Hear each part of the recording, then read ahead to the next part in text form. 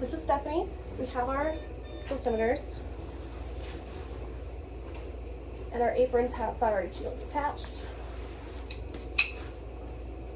We got our gloves. We're gonna measure both sides first. So you just, thank you. So you just, what do you need? Your thing undid. Your Velcro strap undid. Of course. My hair was probably in the way. Thank you.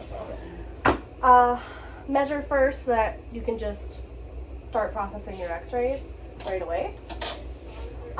So for the lateral, you will measure the highest point of the rib cage.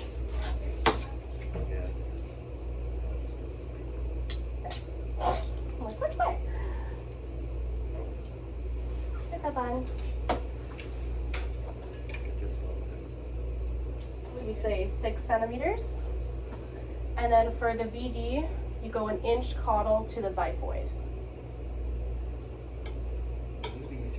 And our bunny is bottom heavy, so 8 centimeters. I feel like in a normal animal that would be the other way around. You know? Okay, so we had 6 for lateral and 8 for VD. If you were using a machine where you had to manually put in the KVP and MES, you would have a chart. We just have digital. It tells us the KVP and MES. So hypothetically, for a small animal, it would be 74 and 5. This is where you would turn on your machine and you'd get going. So we're going to do lateral first.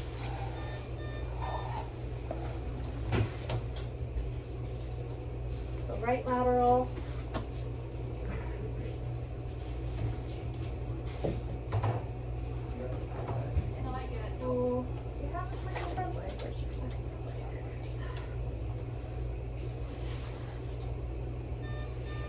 So she's pulling the hind limbs back, I'm pulling the forelimbs forward and just holding the head. And you would go from about the 8th rib to the greater trochanter of the femur is where your collimation is going to be. And our FFD is set to 40 because that is what our machine takes. If we were doing film in a tray, we would set it to this one. But because we're just doing tabletop digital, our FFD is 40 inches there. So yeah, we would turn on the x-ray machine now, and we would start. And the pedal works, you press it about halfway, and it will warm up kind of, and then it'll beep at you to tell you that you're good to go, and then you press it all the way. And then your image would be processed. And then it would show up on the computer screen there. If we were using an automatic processor, this is where you would take out your cassette, put it elsewhere, and then put in a new cassette with a new film, and you can keep going with your next x-ray. But because we're digital, we can just go right ahead. So we're gonna do VD now.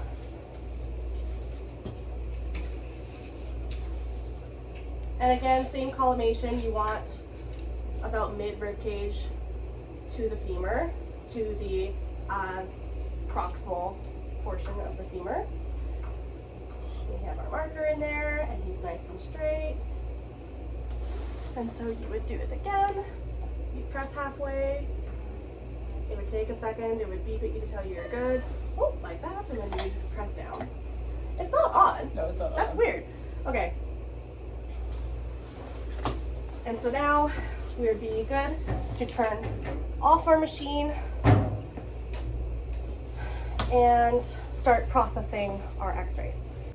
So because we have digital, the processing happens obviously in a computerized way, and we don't have to do anything to it unless we wanted to tweak it.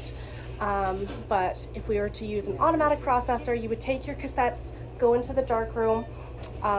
Your automatic processor should already be on so that it can kind of warm up and get the chemicals going. And then it will have a ready light. And then you will have a table, obviously, take out or open your cassette, take out the film. You would have your ID device already ready to go. So you'd put the film into the ID imprinting device, press down, take it out, and then you feed it through the automatic processor at the top. I like to hold on to it for at least half of it to go in to make sure that it's not going to go in at a weird angle. And then you can let it go and it'll just feed on its own. And then you have to wait for, I think there's a beep. There might be a light. I'm pretty sure there's a beep when it's all done and ready to go. And then you can feed your next one as well. If you are doing multiples, you can do them all at the same time. You just have to wait for that beep for it to tell you that you're good. The film will go through the developer first, and then it'll automatically go through the fixer, and then it'll go through a wash, a rinse, and then it'll go through the dryer, and it'll come out the other end at the bottom, usually dry and ready to go.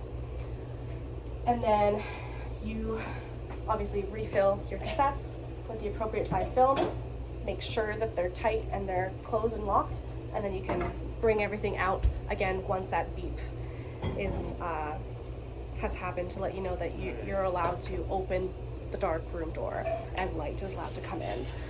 And then the films themselves, for prior and post processing, obviously be careful with handling. You don't want to fold it, crinkle it.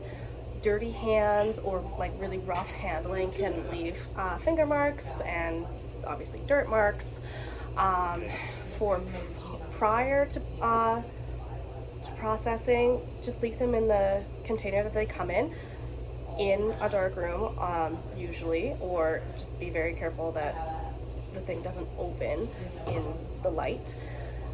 And it needs to be kept between about 10 to 20 degrees Celsius and about 40 to 60% humidity. And then you also want to keep it away from heat and from chemicals. So not in the dark room where all the chemicals are. And then processed film, again, keep it away from chemicals, keep it away from heat. You want to keep it on metal shelving. And it should stay between 15 and about 25 degrees Celsius and between 30 to 50% humidity. You don't want it to be too dry, you don't want it to be too humid for both processed and non-processed films. Our digital software system we have here is IDEX PACS, and it does have a built-in radiology log just up here if you click the... So I'll show you. I put my bunny x-rays under my dog's name. My goodness. So there it is at the bottom. See Harriet, Bailey, Maltese, canine, abdominal, and if you had a VD, it would just be the next one. You can see there's multiple entries for each view. Digital radiography. You can put in your thickness. The KVP was 74, the MAS was 5, so that's there. And you can put in whether it's weight sedated, anything like that, and then the doctor's name as well. And then for ID wise, for digital x-rays, we have it set to, you can see the view, clinic name, date and time, and then up in the right hand corner is the patient name, client name, and their date of birth. So don't get that confused with the day that it was taken. So these are just x-rays we did last year on her. And it shows up the same for all. And as far as I'm aware, IDEX PACS does not have an exposure index on it, unfortunately. And then as well with IDEX PACS, as you can see, it stores all of your x-rays for you. You can also access them via VetConnect on IDEX as well. And you can search through date range, you can search by patient name, owner, last name, and so this is how they are stored, as well as we physically put them in the medical records, or not physically, we put them in the medical records as well as attached files.